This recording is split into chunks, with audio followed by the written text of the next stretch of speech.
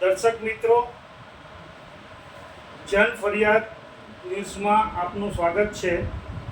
આજે આપણે એક એવા યુવા વ્યક્તિત્વને મળવા જઈ રહ્યા છીએ કે જેણે ખરેખર આપણા ભારત દેશની અંદર જે અત્યારે પ્રાકૃતિક ખેતી અને ખેતી બિલકુલ સરળ રીતે થઈ શકે અને ઉપજ સારી થાય અને ઓછા ખર્ચે જાય એના માટેનો એમનો એક અથાગ પ્રયત્ન એ આ ઉંમરે આપણને એક કામ લાગી ગયો છે। એવા આપણી વચ્ચે શ્રી કિરણભાઈ મકવાણા છે। કિરણભાઈ મકવાણા, અમારા જનફરિયાદ ન્યૂઝમાં આપનું સ્વાગત છે। કિરણભાઈની agri nitro India private limited નામની એમણે કંપની બનાવી છે અને એમણે 2017ની અંદર એમણે સરકારમાં આપણા એમએસસીમાં રજિસ્ટ્રેશન કરાવ્યું હતું। ત્યાંથી તેમને ગ્રાન્ટ પણ પ્રાપ્ત થઈ હતી। એટલે આજે એમની સાથે આપણે એમના પ્રોજેક્ટ વિશે ચર્ચા કરવા જઈ રહ્યા છીએ। કિરણભાઈ, આજે આ તમારી Agri nitro India private limited company જે છે એ શું કામ કરે છે?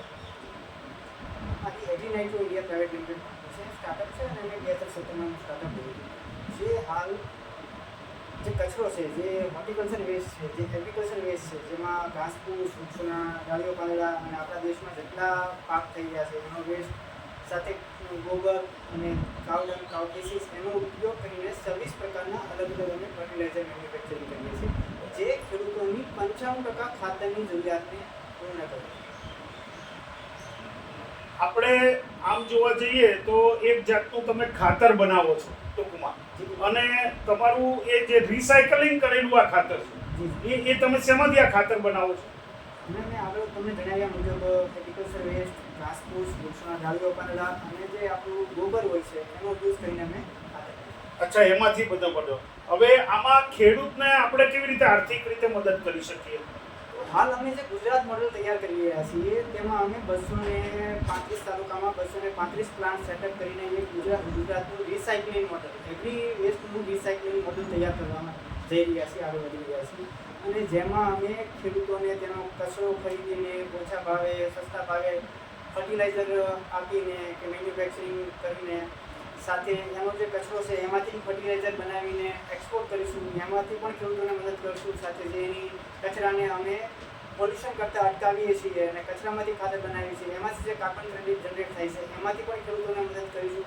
આમ ઘણા બધા સોર્સથી ખેડૂતોની આર્થિક જે સ્થિતિ છે એને સુધારવાના અમારા અથાગ પ્રયત્નને ધીરે ધીરે આગળ વધારી રહ્યા છે। આમાં આપણે મહિલાઓને કેવી રીતે રોજગારી આપી શકીએ?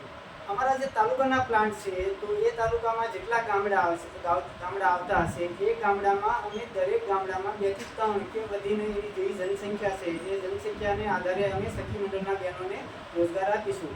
આ રીતે અમારા એક તાલુકાના એક પ્લાન્ટમાં અમે સખી મંડળના બહેનોને લગભગ 250થી લઈને 350 સુધી સખી મંડળના બહેનોને રોજગાર આપીશું। અચ્છા, એટલે તમે તાલુકા કક્ષાએ જે સખી મંડળ છે એની મહિલાઓને આ તમારી કંપની એક રોજગારીની તકો પૂરી પાડશે, એવું તમારું આયોજન છે, બરાબર? હવે આપણે ગૌ રક્ષા બાબતે શું મદદ કરી શકીએ? અમે જે કાવડંગ ને કાવકેસીસ ખરીદીએ છીએ, જે આપણે ગાયોના જે તબેલા છે અથવા તો એ છે એની પાસેથી જે કાવડંગની ખરીદીએ છીએ એ અમે 3 રૂપિયાના કિલોના ભાવે ખરીદીએ છીએ। અચ્છા, તો એ એક ટનના 3000 રૂપિયા થયા, બરાબર। સામાન્ય અત્યારે હાલની પરિસ્થિતિને તમે ધ્યાને રાખો તો જે આ ગોબર છે એ ગોબરને બહાર વેચે છે તો એનું એક ટ્રેક્ટરની કિંમત સરેરાશ મુજબ 2000 કે 3000 આસપાસ છે, બરાબર। અને એમાં અમારા સર્વે મુજબ 2.5 થી લઈને 3 ટન કે 4 ટન એક ટ્રેક્ટરની અંદર ગોબર હોય છે।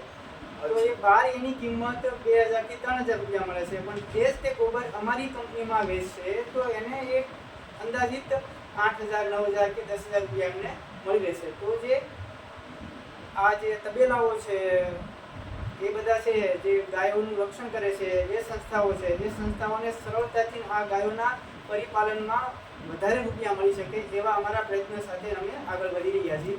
અને આવનારા સમયમાં જે આપણા ગુજરાતમાં આ સંસ્થાઓ કામ કરી રહી છે એ સંસ્થાઓ સાથે અમારી કંપની ટાઈપ કરશે અને એમને વધારેમાં વધારે કેમ રૂપિયા મળી શકે કે વધારેમાં વધારે સપોર્ટ કેવી રીતે મળે કે જે ગાયો રખડે છે એને ચોક્કસ એક બધી વ્યવસ્થા મળી શકે.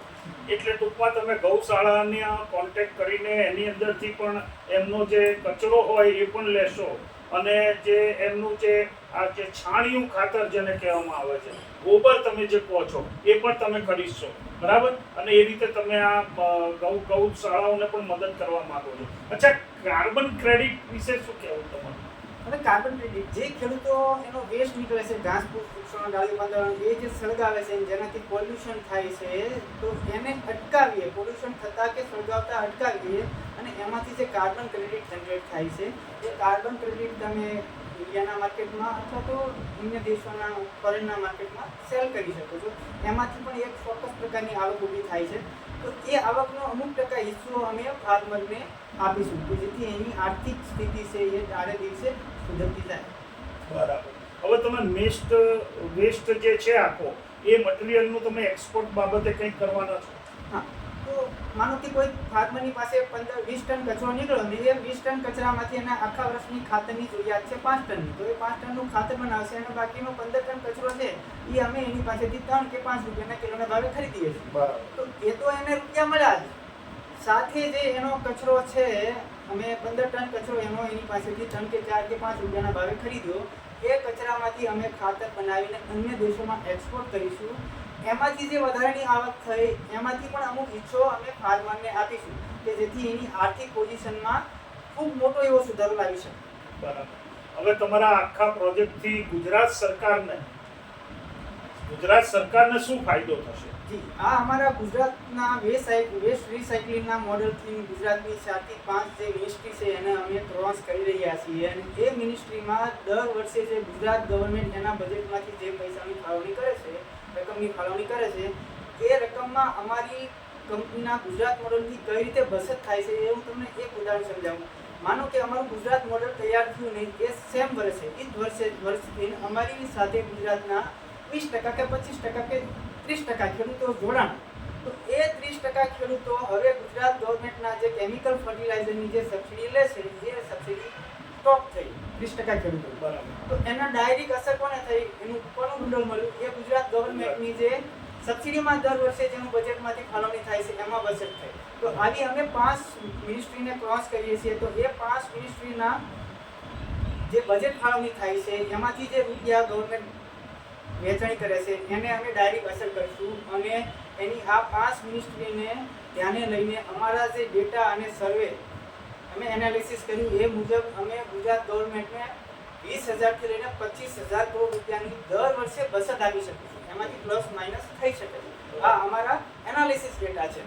એટલે આ રીતે અમે ગુજરાત ગવર્મેન્ટને દર વર્ષે 20,000 થી લઈને 25,000 કરોડ રૂપિયા સુધીની આર્થિક બચત અપાવીશું.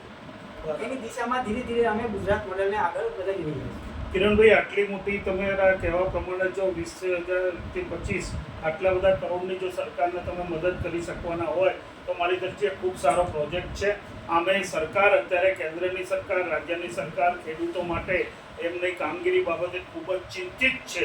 આ હતા કિરણભાઈ મકવાણા, જેમણે ભાવનગર જિલ્લામાં પૂરું એમનું સેટઅપ એમની કંપની દ્વારા આ કરેલું છે અને ભાવિ પણ તેઓ ગુજરાતના તમામ તાલુકાની અંદર આ પ્લાન્ટને લઈ જવા માગે છે. સારી એવી રોજગારીઓ પણ આપે છે અને સખી મંડળોને, મહિલાઓને પણ રોજગારી આપવા માગે છે. ખૂબ જ આવકારવા લાયક વાત છે. આ દર્શકો, આપણે એક સુંદર આવા યુવાનની આ પ્રવૃત્તિ વિષયક મને પોતાને એમ લાગ્યું કે આ બહુ પ્રેરણાશીલ છે, એટલે આપની સમક્ષ મેં કિરણભાઈ મકવાણાને રજૂ કર્યા. જનફરિયાદ ન્યૂઝ, પ્રદીપ રાવલ, ગાંધીનગર.